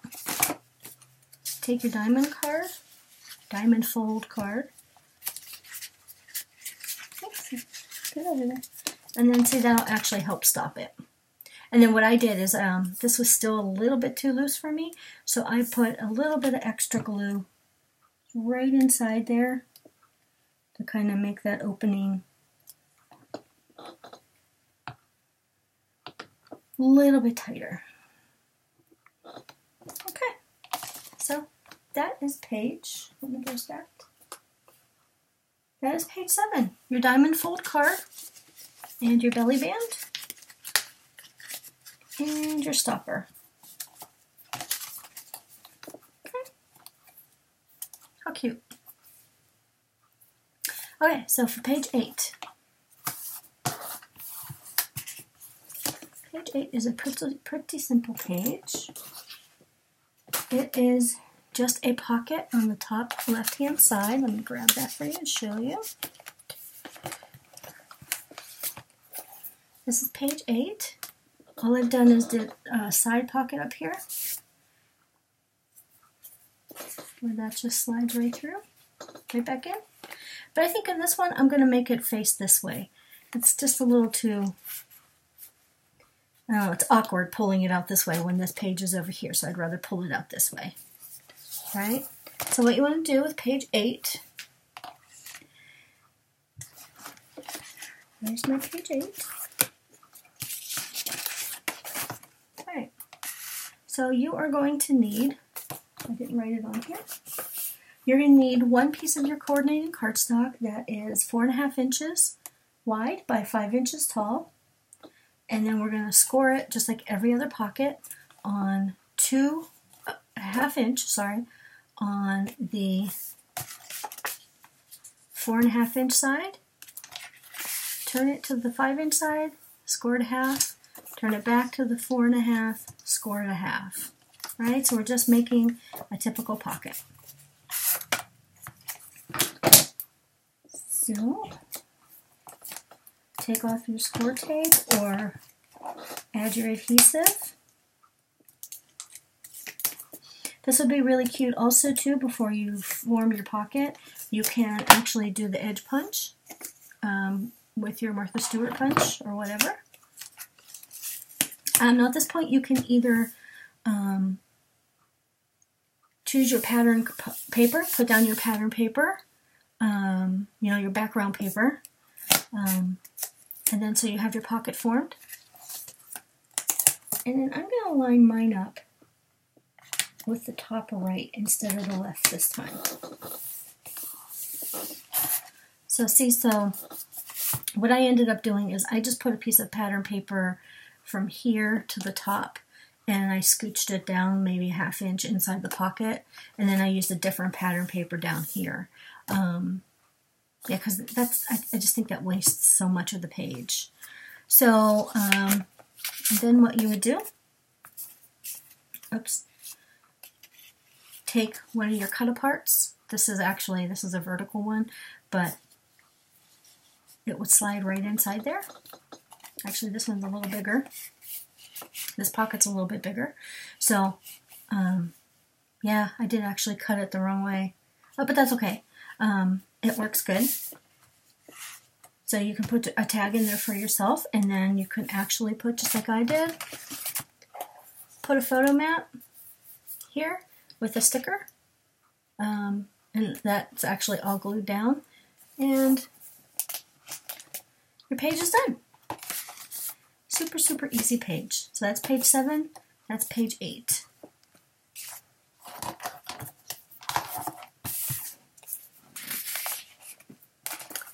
Page 9, right here is a waterfall page.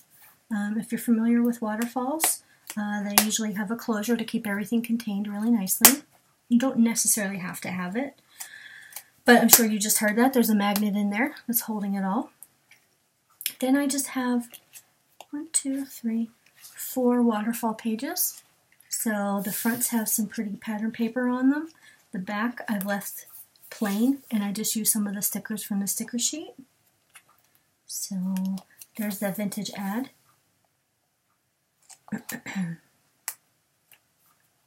There's the stitching, the different stitches. And that one just says hello. And here's the little tulips. And there's, I don't know, maybe somebody from the 50s, the old time sewing machine. Then a pretty plaid. And there's a little journal spot. And then I stopped at 4 because that's all that fits across 6 inches. So what I did was go ahead and take a piece of pattern paper and makes it look like there's another one there. So it looks like there's 5. Okay? And then there's also a pocket behind here. And I'll show you how that's pretty easy to make. So you're going to want page 9. There's my page 9.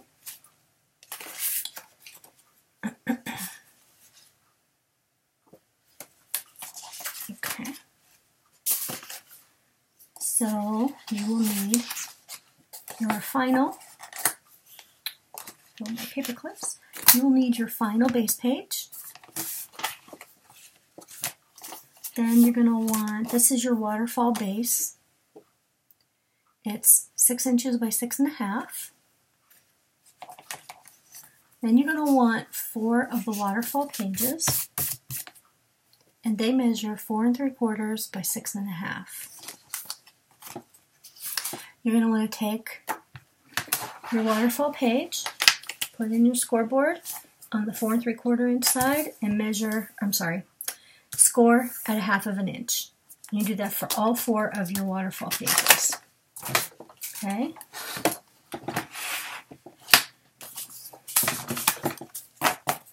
Okay, you can set aside your base page for now. I'm not ready for that. Okay, so then you're going to take your waterfall base. And I think you probably already figured out, we're just going to adhere these to, oops, actually you want it this way. You want 6.5 inches vertically.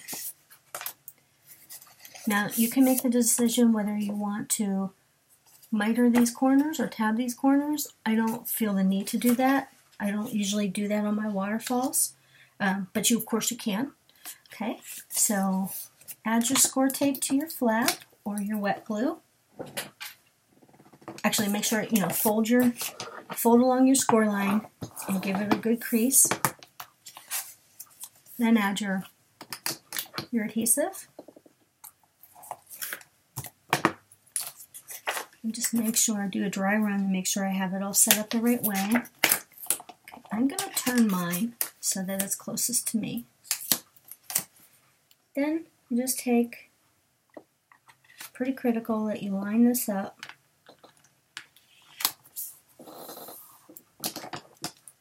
Okay, so there you have your first waterfall page. Ta-da! Again, you can punch those edges, you can just use the border, you can use the edge punches, you can leave it plain however you want to do it. So then you want to open that flap to the left. take your next waterfall page,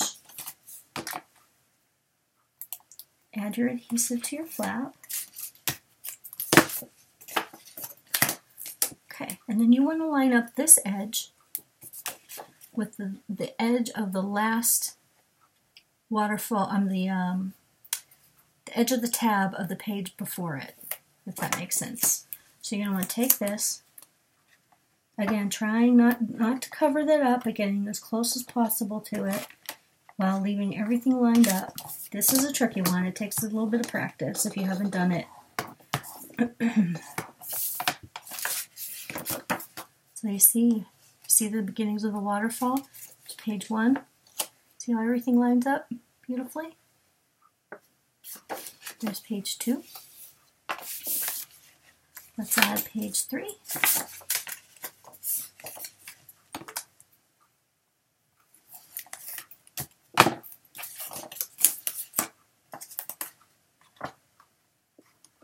Line it up. Oh, got a little crooked. No. I think I can save it. There we go. There's page 3. And here's page 4.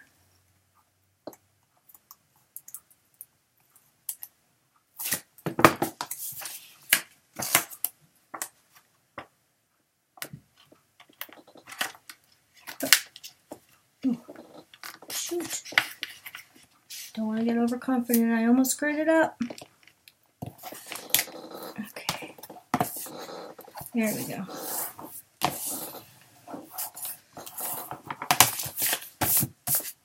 Alright. So there's our waterfall pages. This is one thing that I did learn from Tammy that I thought was ingenious, was using this waterfall base. It's so much easier than trying to line all of these waterfall pages up and trying to keep everything straight on your base page of your album. This was just brilliant. And thank you, Tammy. Thank you. Okay. All right, so then I'm going to use score tape to adhere this down. And again, this is going to get a lot of abuse because whoever's looking at it is going to be flipping through the pages. So again, whatever your preference is, I would not use ATG tape since that's repositionable. I would always use either a wet glue or a score tape, or else it could somebody could pull it right off. I guess if it is paper, if somebody wanted to pull it off, they could pull it off, but okay. Let's burnish.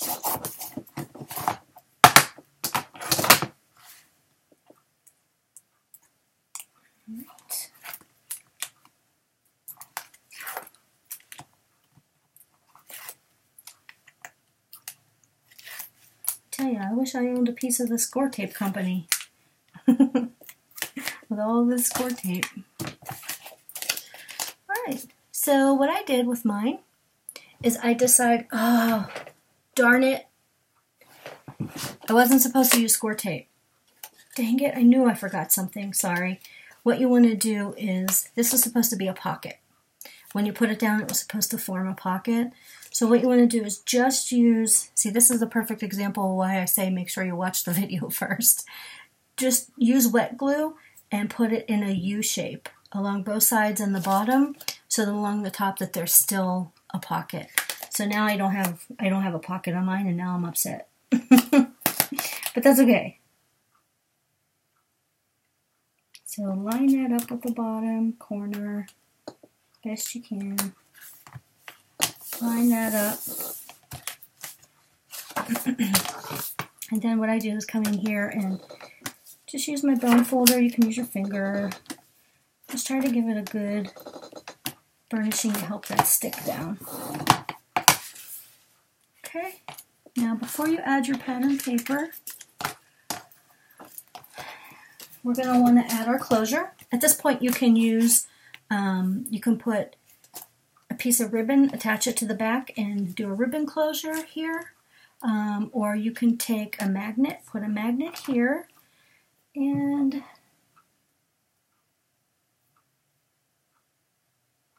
yeah, so you're going to want a piece of cardstock that is, let me grab one.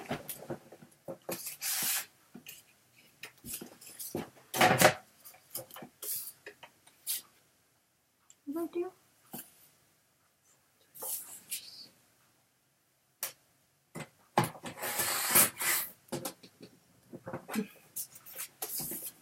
Okay, this is not the right color, but it will work. 4 3/4 by 1 3/4. Give yourself a 1/2 inch score on the 4 3/4 side. And you're going to score that, fold that. Okay, so what you want to do is, remember this is a sleeve. You actually put your adhesive on the inside. So come on. And then decide whether do you want it up here, do you want your closure down here, or smack dab in the middle. I usually go for the middle. It's not that big a deal. So what I do is put a magnet here and put another magnet here, and that magnet will hold everything closed. So that is your page 9. And then I just went ahead and I embellished mine with a pretty flower that I had laying around. Okay, and see, before I mistakenly used all the cardstock, you would put the glue in a U shape and then stick that down, and then it holds this really big tag. Oops.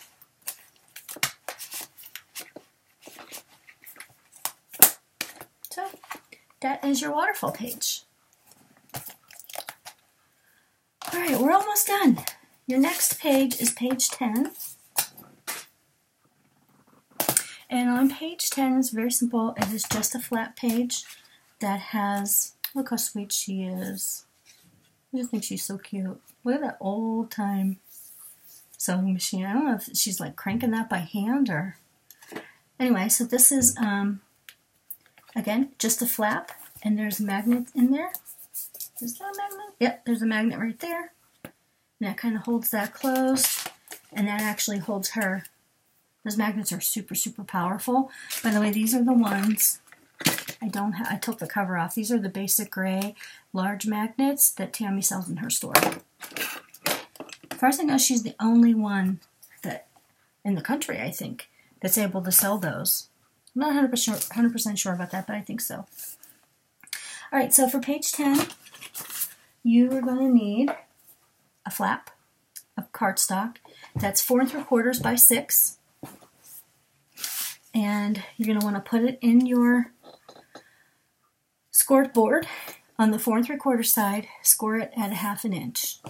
Okay, then we're just going to fold it and crease it really well. Add your adhesive. Again, I don't feel the need to miter the corners of these ones because my pattern paper on this page is just going to absolutely just cover it right up. So here it looks like I centered on my page 10. I centered my flap, but you could put it up here, you could put it down on the bottom, you can center it, you can put it from this direction, I guess here, or you could have the flap open from that side, however you choose. I just make sure, one thing, make sure your page 9 is upright. Don't put it on upside down. And then just go ahead and attach it. Again, being mindful, you don't want to cover, you don't want to have your flap hang over the edge because you don't want your binding, you don't want it to get caught on your binding system. Okay, and then you would just go ahead and put a magnet here and here, and that would hold it closed, and whatever else you put inside there, it'll help hold closed. I just lost my magnets. Where'd they go? Oh. So that's your page 10. Pretty simple, right? So that wasn't enough for me. That was all fun, but I still had a little extra space. If you can see right here in my spine, I had all this extra space. So what I decided to do was, I had a bunch of envelopes laying around. So I just decided to go ahead. This is just a plain envelope, actually. Very similar to this one. Except it's a cream color. It's a 5 1/4 by 7 1/4, I believe, size envelope. But, I mean, you could use a smaller, you could probably get a bigger one in here because you have, this is 9 inches tall. So you could use a 6 by 9 envelope, maybe cut it down a little bit, make it a little shorter. But yeah, so I just added some pattern paper to the flap, put a magnet in between there, used 2 of the cut-aparts, put a magnet in here, just hold it shut, instant pocket. And then on the other side, I just added another belly band, just like we did on page, what was that? On page 7. So here's, I have the cute little card with those cute little girls. I think I remember that ad. I couldn't have been, I don't know, I think I've seen that somewhere. I'm only 50 years old, so I don't know. I think I've seen it before, but anyway, so that just lives right inside there. I won't take you through that. It's just a matter of putting down a piece of pattern paper and then just putting a belly band across it. And just put some sort of a tag or whatever you want inside the belly band. Okay, but I am going to show you, and this goes back to the discussion I had earlier about binding systems. Like I said, everybody has their favorite. This is the T-square binding that I really like to use. Okay, so the way I did this one before I put down my pattern paper is this is 7 inches tall, I believe. Yeah, 7 inches tall or 7 1/4. So I have these 2 flaps.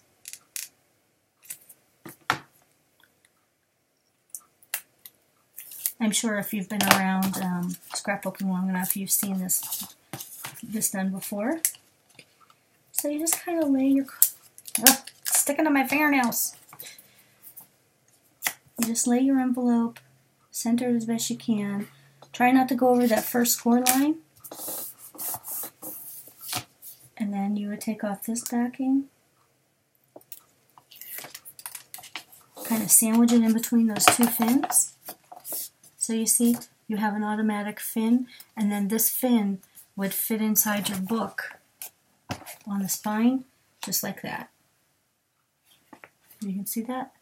So that's how I did that one. Another fun thing you can do is, before you adhere it to the envelope, you can actually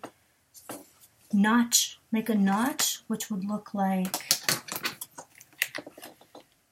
kind of like this. You would want to center it. You would like cut this out here, and you could actually use 2 smaller envelopes so that they would move independently, but they would all share the same binding mechanism, but there would be 2 flaps. That's a lot of fun.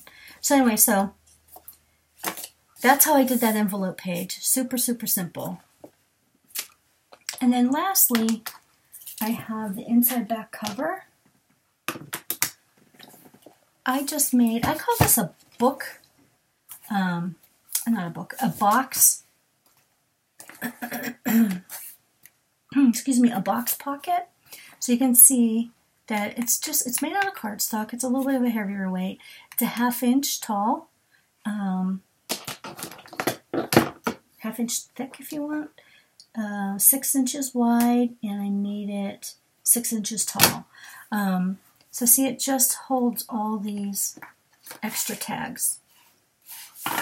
So all the extra cardstock tags that I had.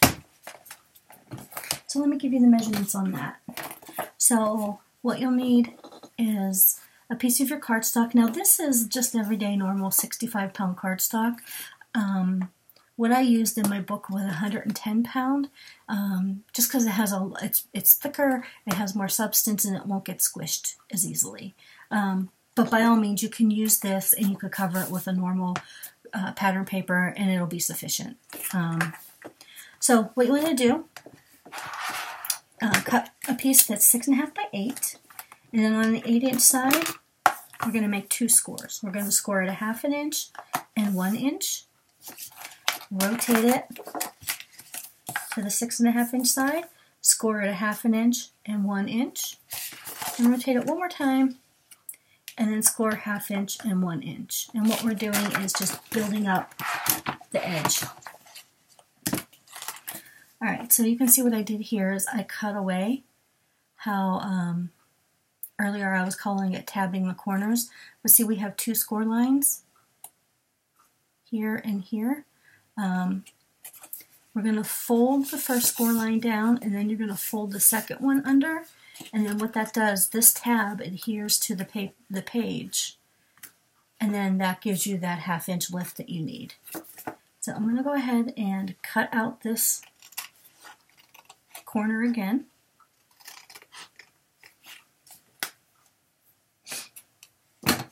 Okay. And then you can kind of see how that's coming together. So I'm going to actually lift the score tape off of here. Come on now. Whoa.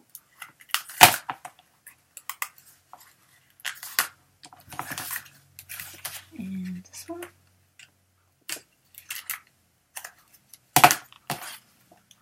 So you see how that stands up really nice. It gives you that 1/2 inch little box looking thing. So you can go ahead and take the backing off your score tape or put your adhesive on. If you're using wet adhesive, I would do just one flap at a time, because this could be a little difficult to... Oh shoot! I don't have the book.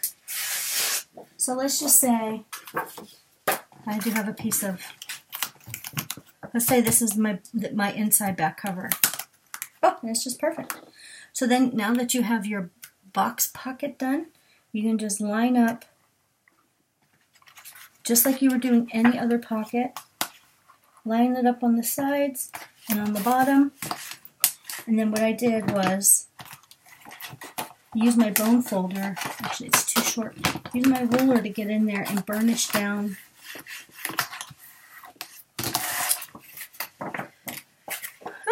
that's a little bit off, but you get the idea. So there's your pocket page. Let me just cut that off real quick.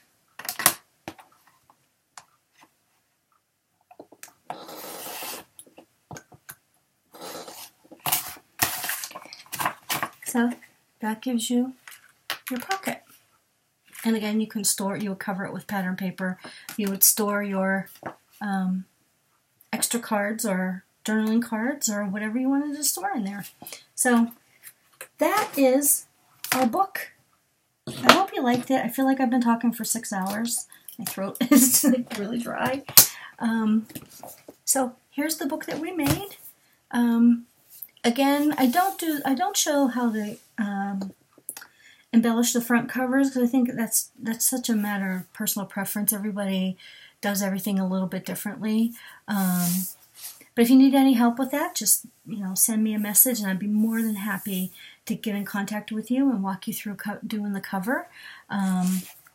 So again, this is the I'd Rather Be Sewing mini album that I made using the Authentique Stitches paper collection. Again, it's a fantastic collection. I love it. I was a little worried when I first got it. I wasn't sure exactly what I was going to do, but it just, I don't know, it speaks to me. It just kind of told me what it wanted. And I listened. I don't usually listen. Oh, but anyway, let me also tell you, so for these tags that are stored inside the base pages, they are 5.5 by 7 3/4. I actually made this one into a booklet. Left some blank for journaling and some space for pictures, and that just goes right in there. So there are 2 of those, and then there are 3 that are these plain card plain cardstock tags, and they are 5 3/4 by 7 3/4. And again, they just live right in each one of the base pages, opposite your binding side, of course. So that's our book. I hope you liked it. I hope you make it. Even if you don't use the same paper collection, I'd love to see each one of your pages. So if you do a YouTube, or just send me a quick video, or just send me some pictures on Facebook, or post them up on Scrapbookers of Country Craft Creations. I know Tammy and the rest of the team and all the other members would love to see it. So please, if you have any questions, let me know. Please leave me a message below, or comment, or send me a private message on Facebook, and I will get back with you. So I'm so excited. I hope you enjoy the album. I had a lot of fun making it. It was something really different for me, trying to modify those cards and put them in a scrapbook. So happy Easter to everybody. Yeah, the Easter Bunny's coming. It's 8:45 on the East Coast on Saturday. So yeah, I guess he needs to get busy because he should be here any minute. Anyway, happy Easter to everybody, and have a nice weekend. Thanks, bye.